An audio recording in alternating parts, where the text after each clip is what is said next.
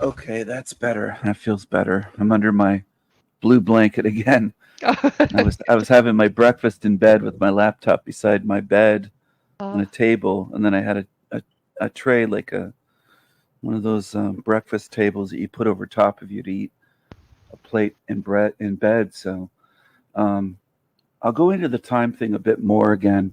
If you were immersed in the ocean, literally out in the middle of the ocean, and you couldn't see even any land in any direction, no islands, no, you couldn't see the UK, you couldn't see Europe or Africa or North America, South America. You were just right in the middle out there somewhere.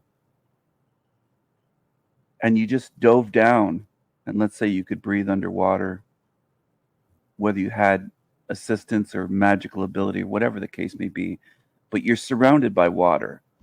You could do a 360. You're underwater, so there's water below you, there's water above your head, there's water in all directions, and it's fluid because water is fluid. Water can move, water has currents. That's how I view time. Instead of the straight line is the linear was what they taught us, past, present, future. And you can just draw that on a piece of paper and they go, there you go, that's time. I don't think it is that way at all. I think they lied to us about time. I do think that it is fake. Okay, it's a creation, or as Jason from Archaics. I don't know if you ever heard his voice, other than my voice impressions, but he says, uh, "Construct." It's a construct. He's got this weird voice that prison sounds like a voice. cartoon character. It's horrible. But anyway, yeah, that's. I think it is false, and I think time is fluid, and we're immersed in it in this realm. Doesn't mean everywhere, but I think it's used here to control us as much or more so than money. Because when you think about it, time is the way that a lot of things are measured here, not just the hourly wage, but our lifetime. Our lifetime. Time is right in the word lifetime, right? It's lifetime. Time is right in there. And time really does matter in so many ways here with schedules and alarm clocks, and everything is basically measured by time, our age, birthdays, you name it, stages of life from newborn to toddler to child, adolescent, teenager, at adulthood, maturity. It's all like measured in these years and time. So time really is a control mechanism here, as much as money is, as much as religion is. And a lot of people really don't think about, oh, time really does control our lives within this place. But it does. And a lot of people just don't think about it. There's people that have had watches their whole life and they don't think about time. They never stop to wonder about time and they've always worn a watch, or they've always had these antique clock collections. I've known people like this that have tons of antique clocks and they never seem to wonder what is time. They're surrounded by things that show them what time it is, but they don't ponder what is time. And I think that outside of here, even in the void, which is not outside of the matrix, I want to emphasize that for everyone. Lolita and some other channels claim that that's home free, and it really isn't. It's between this level and the next level. It's the in between realm, you could say, is the void.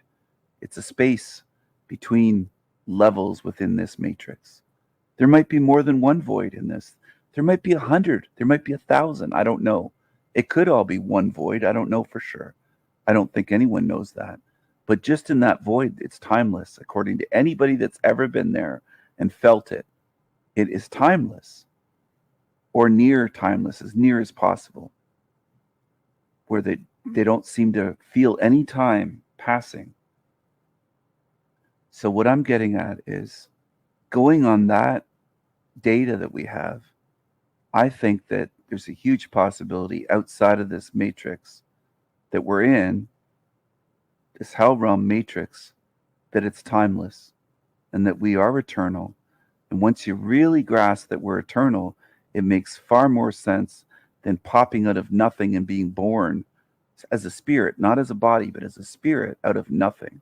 It makes more sense that we always were, always will be, and nothing can destroy us. And this is where some people get hung up thinking, well, how could they, quote, trap us or get us in here? It doesn't mean that we're impossible to trick. These other entities might be, I do believe that they are masters of illusion. I think that's their main power against us, is illusion. Just like in some of those videos that I analyzed. Star Trek, they show us truth hidden in fiction quite often. It's hidden in plain sight. And I think that's what these entities are. They're masters of illusions, but it doesn't mean that they're all powerful. And these other, quote, truthers that say, oh, we're going to become gods, I think we'll have superpowers far beyond what we have here.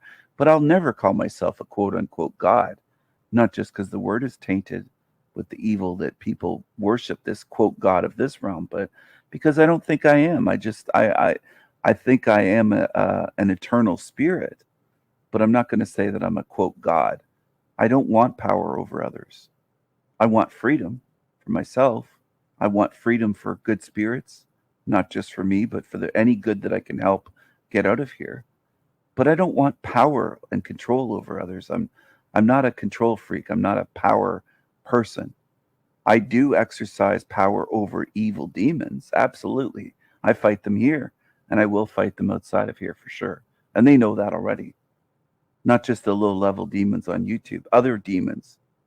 We'll say maybe higher demons, or you could describe them as. They know that already, that I will be fighting them. They're not stupid.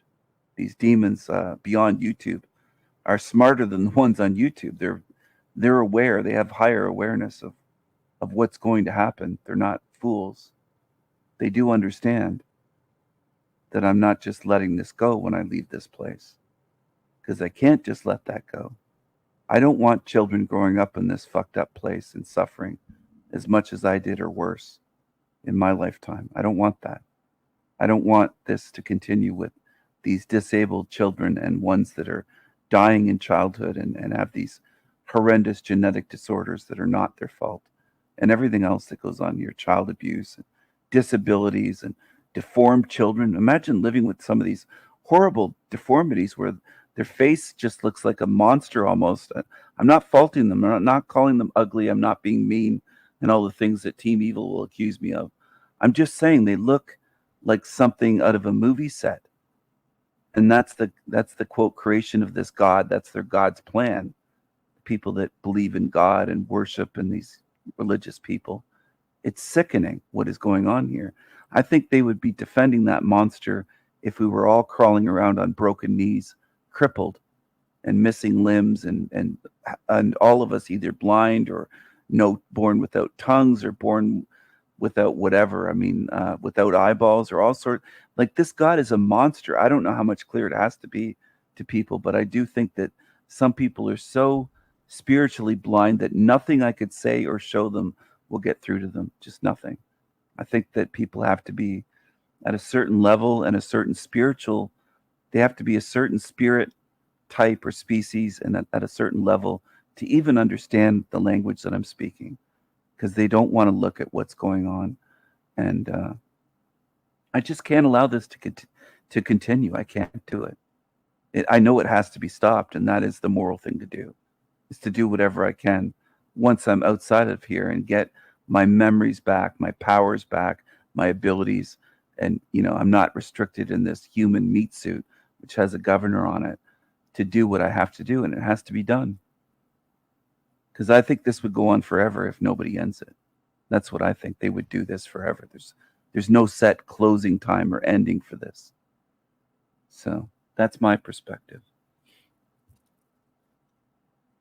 I agree, and what you've just said, that would make a really good, if you could snip that out and have it as a standalone somewhere so that more people can hear that, so it doesn't get lost in, like hours of time, Stephen.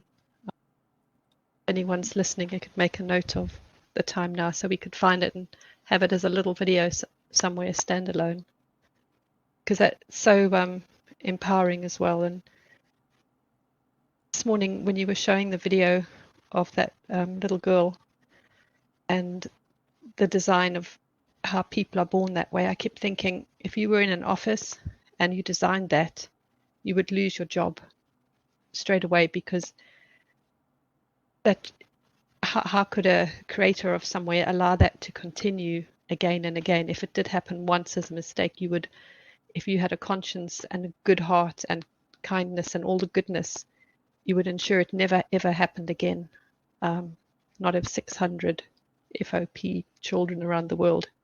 It's just the whole realm is just so corrupt, and there's no sign of it ever improving or fixing. There's just too many things about it that cannot ever be changed or fixed, and much easier to start from scratch.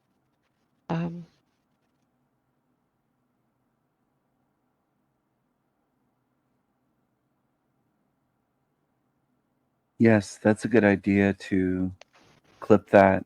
I did jot down the time. It was 3 hours, 33 minutes Oh, by, the by magical. coincidence. It's a triple 33.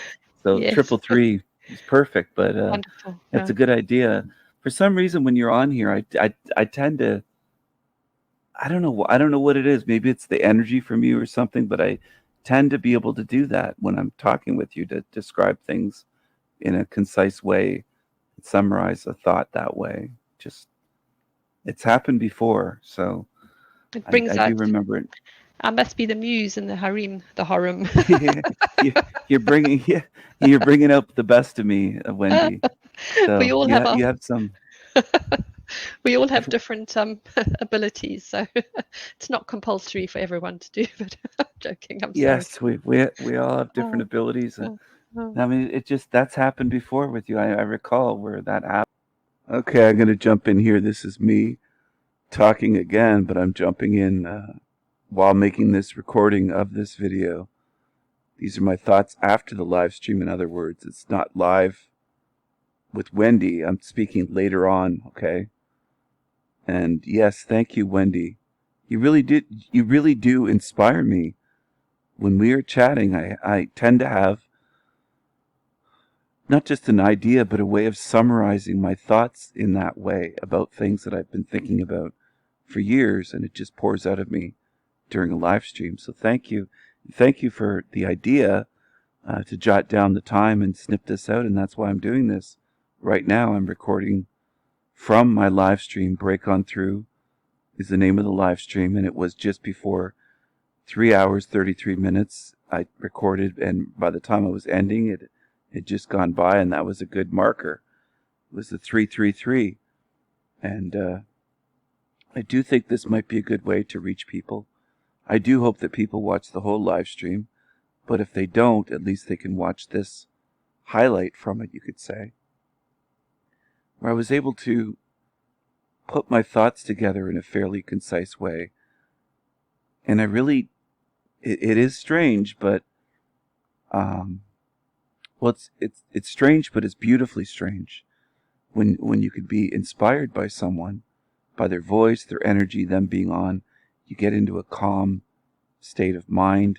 You can express yourself, and just something about them and them mentioning about earlier in another live stream I had spoken about time being fluid and viewing it as an ocean rather than the straight line linear, and it just poured out of me. And I do think that I expressed it during that live stream very well, in a way that I feel not necessarily proud of, but satisfied with, that I think could help people. So thank you very much, Wendy, for the idea to snip this, and for the inspiration, just your energy, something about you. It's very relaxing, and I'm able to do that then in a way that I don't know how to describe it, in a way that just isn't that easy to do, I guess I could say. Sometimes I can do it speaking, sometimes I can do it on videos or live streams, but sometimes I can't. Because I'd like to... Anyway, I think it worked out well, and I think this will turn out to be a nice little video, a nice concise snippet from that live stream. And hopefully people enjoy this and get something out of it, and perhaps ponder time being fluid in the way I described it, and just picture yourself that way, surrounded by water, fluid currents, the currents of time, and think, oh, okay, now I kind of understand with reincarnation, you could come back here at any point in time. It doesn't have to be a succession of lifetimes, past, present, future. I could, not me, I'm not coming back. Someone else could come back, get recycled, and it could be 1850 when they just passed away in 2024. Or it could be the year 1700, or the year 1500, or the year whatever, 2000 BC.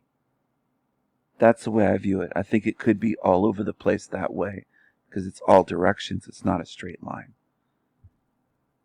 Because time itself is a false construct, and it's contained within here, and this is a matrix. So yes, it would make sense that they could be able to do that, have people's lifetimes all over the place. Last lifetime could be in the future, the next could be in the past. If that makes sense. All directions is what I'm kind of getting at, if that makes sense.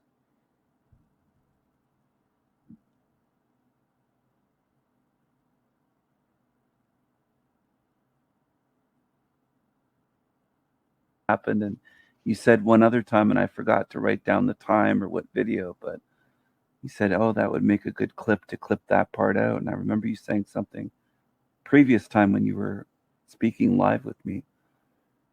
And I So, know yeah. Louise could have asked you the same question that I just asked you, Stephen. So, Louise, you're going to love this segment. Yeah. So, Yeah, I hope she does watch this segment and enjoys it, gets something out of it. Oh, when you just said about work, you would be fired. I mean, exactly. It's so horrendously done, so flawed, the design, top to bottom. I mean, it's not just one thing. That's why there's people that they look so delusional, and it's not me being self-aggrandizing or egotistical. I'm not hyping myself up, but it is so obvious at this point. It just is, where this place is not only flawed. Being flawed would be one thing, but it's designed to cause so much suffering and be horrendous, where I cringe sometimes seeing what people are going through here. It hurts my heart to see it. It literally pains my mind and my heart. And sometimes I have nightmares about it, where it's not about me going through shit. It's watching and seeing what's happening here. that's something different about you as well. You haven't put your blinkers on to cut out all the hardship going on for other people. You actually see all the suffering going on in so many places and areas. And my eyes have been like exploded open. You can actually sense it inside your body physically, and I think Marcella might call it like the womb energy, where you can feel or sensate it inside. The heartbreaking, the agony, and there's just so much going on, and this is why we have to find the humor, find the laughter, find the goodness as well. But you have to see both, and you have to look at what's ugly and what's evil, because when we get out of here, there's going to be the shouting and screaming and the battle sounds, the really ugly, disgusting shapes and creatures that we've seen in sci-fi movies and things, big and for real. But we have to know that we'll have our powers back, and size isn't going to make a difference there, not being rude or anything. But whatever we are when we get out, we'll have so much more power that they might have an illusion of being like a kilometer high or 2 miles high creature, and we might appear to be smaller physically in front of them, but the power inside that we're going to be able to do so much more when we get out. And I can almost hear Manny speaking in my head now, because he's spoken about some of these things before as well. So when we do get out, we will be able to do so much more. And there's a big part of me looking forward to going back into battle, because where we are now is just one stop. There's other places that might need helping, and there's going to be things ahead. So we are preparing now, getting our strength now, and also in some sense it's like a network of spirits, good spirits, like an internet, or what was the network you used to have inside a building that didn't go to the big wide world? There was another word for it, I forget. but it's almost Oh, like local area network, a LAN the network, LAN. LAN. That's Yeah. the word. It's like we're spirits connecting in a LAN, and I can feel that energy flowing in the calls between the good spirits when we're all together. It's like an electric tingling, or someone pouring ice water on you. It's a physical sensation that I can feel when there's a certain connection happening. It's like a real it really is. And that like land connection, I think that's something that's happening here now, Stephen. And it sounds completely like kookaburra crazy, but I definitely sense it inside my, like inside my meat suit. So I find that The exciting. audience is listening and saying, see, the Oh, ladies really do love El Diablo, that we tingling feeling and everything. we tingle all over. He's giving them the tingles all over their Oh, bodies, you it's know. true. Oh, it's true. We definitely tingle. So I think we that's a good way of expressing it though. The LAN, we have like a private LAN where we have it passworded and we haven't forgotten our password. So, Yes. Keith, Oh, you're doing it oh wrong, boy. Keith. If you're Yeah. you're on Team Evil, you're stumbling like a stooge, Oh, like a fool. But oh. I gotta tease him. I mean, he's got a real thin skin. He can't take it. I'll Oh, he's send you not a going to care take it package, when we Keith. get out of You here. know, I love teasing these demons, and I've said it. I've admitted to it for Oh, years. I've said I yeah. love teasing the demons. I really do. Oh, I love it. And I would say this to people that if you're picturing what Wendy said, they probably will look that way. Horrific creatures. They'll look horrible. They'll look disgusting. They will look like demonic Hollywood type or worse creatures. Demons, entities, demons. A lot of them will look like just stinky, filthy, disgusting. Some might try to appear to be a kilometer tall or whatever. But you know what? This is the attitude I want you to go into it with is not just be fearless, but know that before you leave this body, know in your heart and your mind and your spirit and your being that you are eternal. They can't really hurt you. They can try to trick you, but they can't really hurt you. You are a powerful, magical, eternal being. If you're any type of spirit like mine, you don't have to be identical. We might even be different species. But of course, if you're on the side of good, then I stand with you and you can stand beside me. If maybe we are the same species, I haven't determined that yet. Maybe all the ones that I'm closest to here might be the same spiritual species as me, where they're more like family than my human family ever was. That's a possibility for sure that I have thought of. But if they're way bigger, taller, whatever, I would be standing there laughing because I know they can't hurt me. I know I can slay them. And I know it in this realm. And I don't even have all these capabilities, the spiritual ones. I'm in a physical body here in a physical realm, limited with a governor on my brain and body. But I know they can't hurt me here. They can't do to me what they wish they could do. And look at how many I've been taking on. Look at the clips that I've been playing, showing all just on YouTube. It's dozens and dozens of channels that I can go through that are against me, that I'm taking on and exposing. Me versus I'm not part of any of them. I don't have any. I'm not part of their club, and I've made no secret that I'm against all of them, and I'm not afraid of all of them. Like I've said many times, I remember Orphan Annie. I knew there was something wrong with her months ago when she kept saying that we're outnumbered. Did I ever say that I was afraid of being outnumbered by these demons on YouTube or demons in general? I've always said, send 6 million against me, the 6 million number. yeah. I'm not afraid. I'm not afraid of them at all. I could be outnumbered 6 million to one. 6 million YouTube channels would run by demons versus me. Outnumbering doesn't mean that they have more strength or power or intelligence. They don't scare me. Why would they? They have all these scare tactics. It doesn't work. They have smear campaigns and slander, and they try to do whatever they can mock me, saying, "Look at he plays with puppets." And my girlfriend encouraged me to buy more puppets. She was the one telling me, "Oh, those are hilarious." The very first videos that I made with finger puppets, she thought it was so funny me doing that stuff. And this is before I had this YouTube channel. I made these short finger puppet videos that she was laughing at and encouraging me. Just like in 2020, she thought it was hilarious when I made Zombie Apocalypse 2020 scamdemic videos back then, short videos. Not for YouTube. I didn't have a YouTube channel. For other platforms, and just to share with friends and family for the most part. And I was just mocking the whole thing. I'm going to end it here. Thanks for watching, everyone. I hope you enjoyed this clip.